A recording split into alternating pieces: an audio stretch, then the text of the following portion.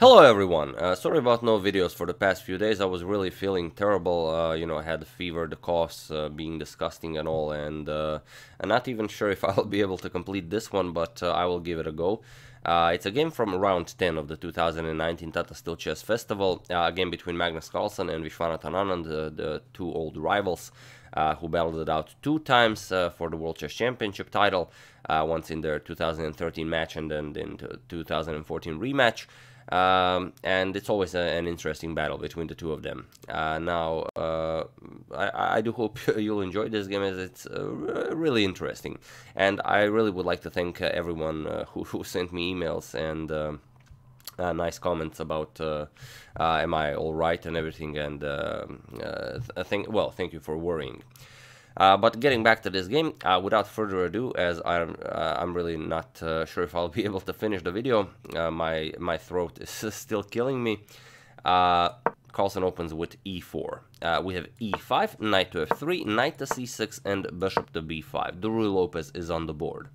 a6, Morphy's defense. We have bishop to a4, knight to f6, knight to c3. Bishop to c5 now, and here bishop captures, this delayed capture on c6. D captures, and now d3. And here this position has occurred several times in top-tier tournaments. For example, there was a game in 2017 between Richard Rapport and Ding Liren that ended very quickly after castles. Queen e2, rook e8, h3, knight d7. And then just a few maneuvers, knight d1, knight f8, and knight e3, and here they agreed to a draw.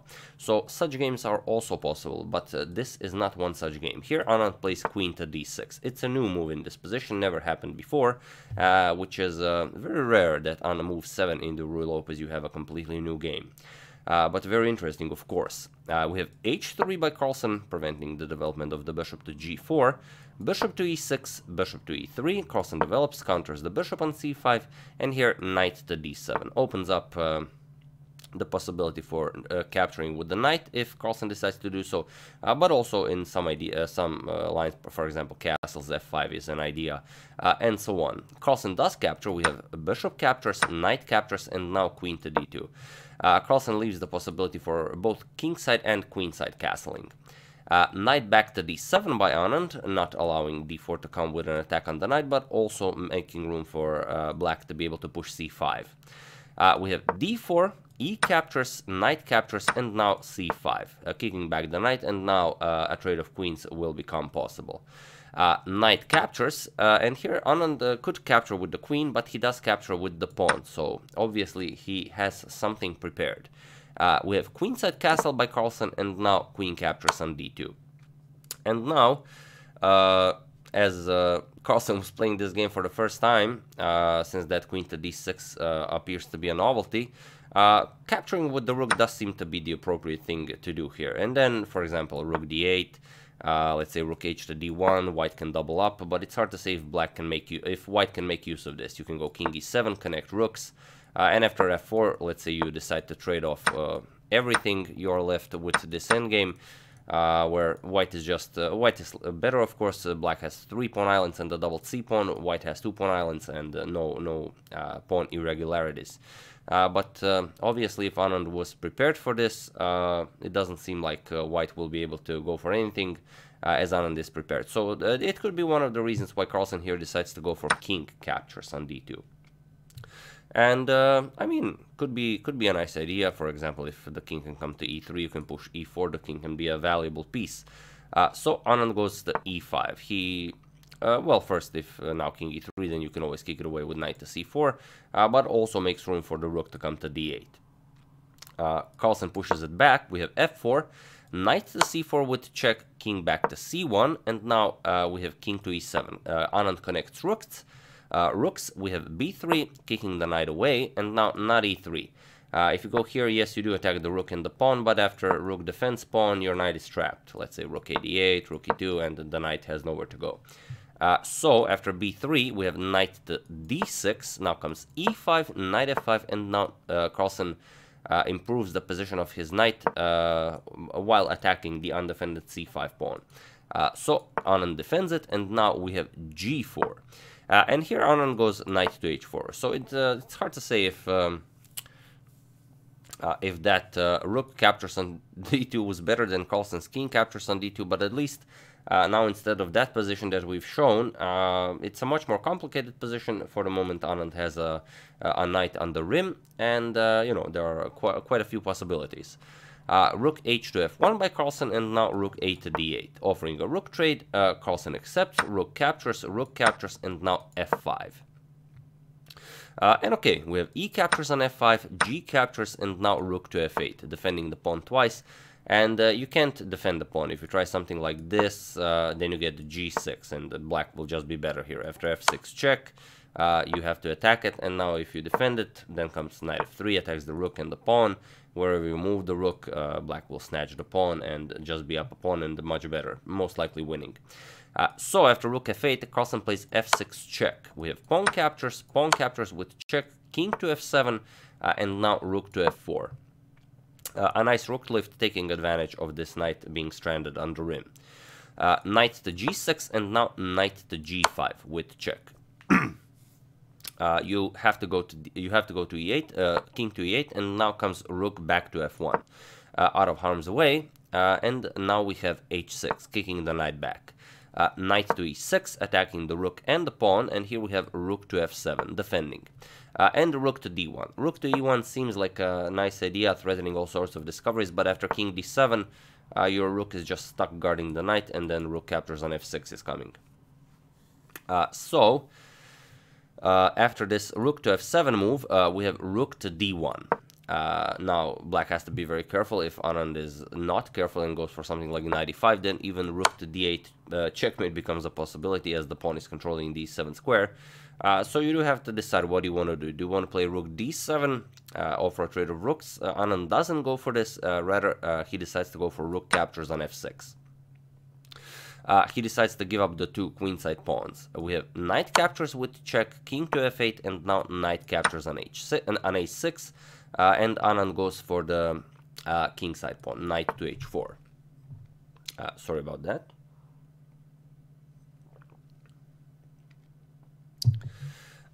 Here, it would be a bit too soon to go rook to h1, as the rook on h1 will be very passive now, just guarding the pawn on h3. Rather, we have h4 by Carlsen, and only now after knight to g6, now rook to h1, because now h5 can come with an attack on the knight on g6. For example, if rook f4 attacking the pawn can come here, and then only after the knight moves rook to d1, and now this rook can come, and attack the other pawns. So after rook to h1, we have rook to f7 by Anand, and now comes h5. Knight to f4, and now a4. Here the pawns are very nicely connected, very safe, and Carlsen wants to introduce now his king into the game, either by, let's say, here, and then going c3, well, not there of course, but let's say this would be a nice path, and the king can also pressure the queenside pawns. King to e7 by Anand, we have knight to c7, and now king to f6, attacking the knight, and knight to b5. Rook to f1 doesn't really do anything. Black will be very happy with this trade. For example, captures, king g5, attacking the rook and the pawn. So after this king to f6, we have knight to b5, and now king to g5, pressuring this pawn twice. Knight to d6, attacking the rook, rook to e7, and now king to b2. Carlsen finally starts bringing his king into the game. And here you could capture the pawn, but it would give Carlsen plenty more time to go after the queenside pawns. So here first, rook to e6, attacking the knight, now knight f7 check, king to f5, and now rook to d1. Threatening some very nice ideas. For example, if Anand now captures the pawn, which is of course possible, but if knight captures, then you get this a5 move.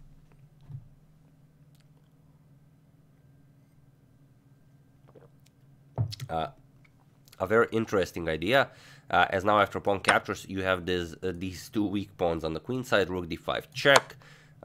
You can block with the rook, the knight controls this, so you have to, let's say, attack the knight, king g6, but now you get knight e5 check. King moves, knight e7 check, king e7, and now you can capture like this. Rook captures, king captures, and rook captures here. And now you cannot start pushing this pawn, the rook controls it, you are threatening to capture this pawn, the king will also come help out. It will, perhaps this is some sort of a theoretical draw for black, but It's hard to decide to give white all this much if you have a nice position like this. So instead, Anand goes king to g4, we have king to c3, Carlsen starts bringing his king into the game, and now he captures with the king rather. King captures, and now rook to h1 check. King moves, and now knight captures on h6, so it was very important to eliminate black's pass pawn on the king side. Rook to e4, cutting off the king from advancing anywhere across the 4th rank, and now comes king back to b2. Rook to e2 with some ideas of pinning this pawn, but also knight to d3 check will be an idea. Knight to g4, Carlsen wants to activate this knight as soon as possible. Knight to d3 check, we have king to c3, and now comes knight to b4. And this knight is now excellently placed here. As you can see, there's a lot of pressure against the c2 pawn. So here's how Carlsen deals with it. Rook to h2. That's the only way to deal with it, offering a trade of rooks. And here Anand can decide whether he wants to keep rooks on the board. For example, let's say rook to e4, attacks the knight, avoids the trade, and leaves this knight here to be a nuisance for Carlsen to always have to deal with. But he decides to trade rooks. He plays rook captures, knight captures, and now king to f5, saying that, okay, you have a pawn advantage, but your advantage of a pawn is on the same side as my pawns. I will just bring my king, and there's no way for you to win this. Carlsen goes knight to f3. We have king to e4, and now comes knight to e1. King to d5, and now knight to d3. And now, of course, if Anand would trade knights, then this pawn, 3 pawns against 2 pawns would be a winning position for white. So, of course, Anand decides not to trade. Knight to c6, and now comes knight to f4 check. Carlsen has to figure out a way how to improve his position. King to d6, we have king to c4, and now comes knight to a7. You don't want to allow this king ever to go to b5, so knight from a7 controls it. So again, you have to figure out how to make progress here. Carlsen tries knight d5, we have king c6, knight e7 check, king d6, knight f5 check, king c6, and now king to d3. Just asking questions. We have king to c7 by Anand, king to e4, we have knight back to c6, knight to e3, and now king to d6. Knight to c4 check, attacking both the king and the b6 pawn, king to c7 defending, and now c3. Slowly but surely improving the position of the king, the knight, the pawn is very nice on c3, taking away the b4 and the d4 square from black's knight. We have knight to e7, and now king to e5. So some progress has been made. Is it enough? It's hard to say.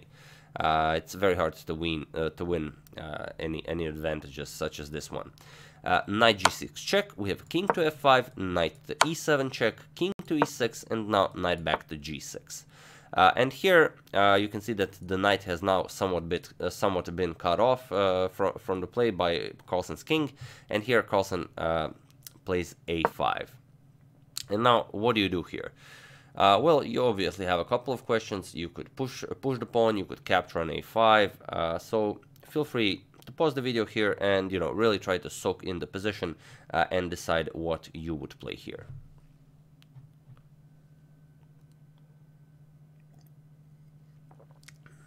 So I will not be congratulating everyone this time, as it's a bit of a different position, but we will come back to this position at some point. Here Anand decided to push b5. He attacked Carlsen's knight, and here we have knight to e3. And what has happened here?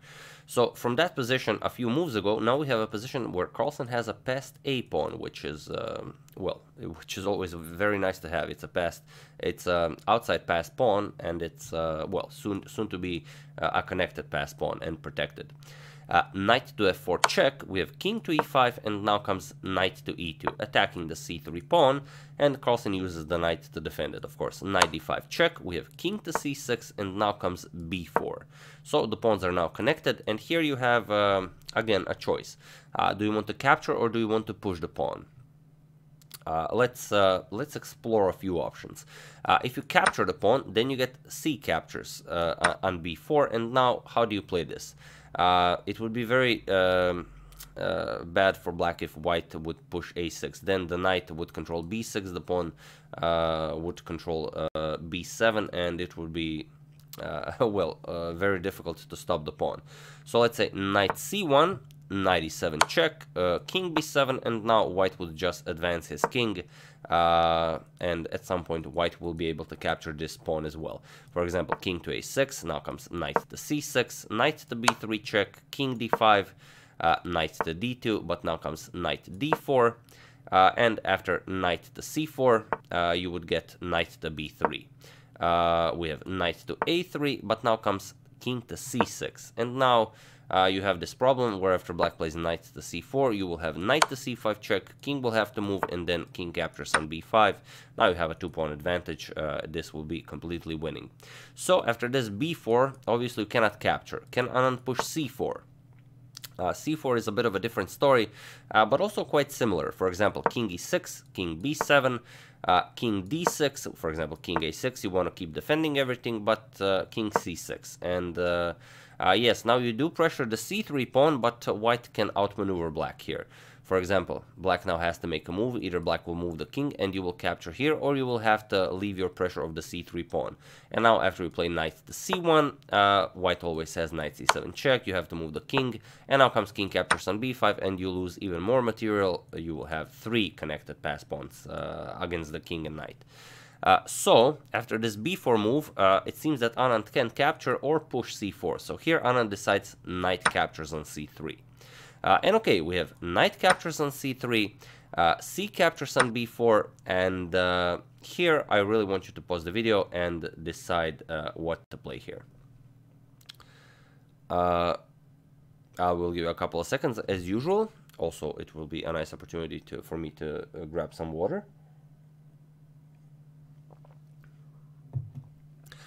For those of you who were able to do it, congratulations. There is only one move here that is good for white, and that is knight to e2, which is what Carlsen played. So let's just see what happens if you play something like knight to d5. If knight to d5, then black just plays b3. And then after you play knight to b4 check, the black king will move, you will go knight to d3, and then king to a6 will eliminate your pass pawn, and it is all over. But here the problem with knight to e2, which is what Carlsen played, and it was in this position that Vishwanath and Anand resigned the game. The problem is next. Now if you try the same idea, let's say king goes here, to go to a6, now knight to c1 is the problem, because you also guard b3 from the pawn, but also after king to a6 you get knight b3 and the pawn is protected. After king b7 you will just advance your king as usual, let's say king a7, king c6, king a6, king to c5. Now the king finally has to move, king b7, and now you start snatching up pawns, and now you can push your pawn to victory, as there's no way for black to stop this. So yeah, after this knight to e2 move, like we said, which is the only move that wins, congratulations if you found it, Vishwanath and Anand resigned the game. But I did mention that we will return to that moment where Anand had to make a choice. Just a second. After this knight to g6 that Anand played, Carlsen played a5, and here Anand pushed b5, but there was one other move. For those of you who really did pause the video and thought about this position, it seems the correct way was b captures on a5. And now there are different ways to proceed this. For example, this pawn isn't going anywhere, so it's better for white to go immediately after this pawn. But now you get knight to f4 check, king captures on c5, and now knight to e2. First attacking the c3 pawn, but now after knight to a3, you get not knight captures on c3. Knight captures on c3 is bad because of knight to b5 check. Here black would have to trade, white will grab this, and then it's a b pawn. This position of the white king is excellent. It would be a winning game for white. But instead, after knight to a3, you have knight to c1. And now there doesn't seem to be a way for white to win this. For example, knight to b5 check, king b7. You could go knight to d4 now, defend your b3 pawn. But now king to a6, you're defending your pawn here. And after king to d6, you will get a4. You will even temporarily give up another pawn. After b captures here, now you will go king to a5 to go after this pawn, and then you will at some point sacrifice the knight for the other pawn, and it's a draw. For example, c4, you could go knight to d3, and now after c5 you will simply capture that, king captures, and after king captures here, it's a draw by insufficient material. So really a tough position. This is already move 70. The game's been going on for, I don't know, 6 hours, and you've been playing an excellent game for the entire game. You've been having an excellent tournament, and then it basically all comes down to this choice. Whether to play b captures on a5 or to push b5. But yeah, that's most likely one of the reasons Carlsen is a world champion, because he's able to play after that, as Anand came with a prepared line, and already in that moment where we mentioned after bishop captures here, sorry about that, queen captures, whether Carlsen would have played rook captures or king captures, already here going into this long endgame, and then just like the title suggests, starts asking questions all the time, every move for as long as possible, and then in the end it somehow pays off, it works. They do already have the name for it. Every time they use it, it's the Magnus effect. So yeah, this time Vishy got the worst part of it. But yeah, 92, the end of the game, and I did prepare the standings after round 10, so here they are. Sorry, it's a bit poorly stretched. But yeah, okay, it doesn't matter. As you can see, after 10 rounds, Carlsen is leading. Well, he's sole leader with 7 out of 10, with a top rating performance of 2890 to almost 2900, followed by Anish Giri with 6.5 out of 10, then Nepo and Dingliren and Vishwanath Anand with 6. Then Timur Rajabov and Vidit Gujarati with 5 out of 10. Then Vladimir Ferosev, Samuel Shankland, and Richard Rapport and Jan Krzysztof Duda with 4.5. Jordan Van Forest with 4, Mamedjaro with 4, and then Vladimir Kramnik with 2.5 out of 10, which is a 25% performance.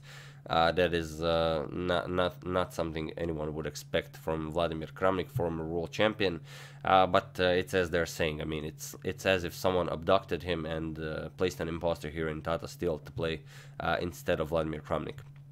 But as I already mentioned, I believe in my previous video, everyone has a bad tournament at some point. I don't believe Kramnik had one in quite some time. If you remember, in 2017, when Carlsen played in his homeland, the Altibox Norway Championship, he finished last. Not last, Karjakin was last. He was second to last with, I believe, something like 4 out of 9. Yeah, I believe. Karjakin 3.5 out of 9, Carlsen 4 out of 9. So everyone has a bad tournament now and then.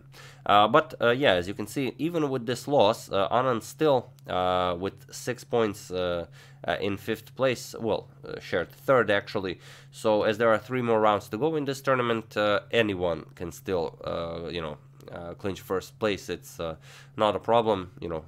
Anyone who wins the next 3 games definitely has an opportunity to win. So yeah, that's the game. I do hope you enjoyed it. I will see how I'll be feeling tomorrow. Hope I will be able to make more videos. I would like to thank Aaron Bins, Hassan Resk, Tony Moat Guitar, Jory Hansen, and John Gear Law Office for a contribution to my channel. Thank you a lot, I really appreciate it.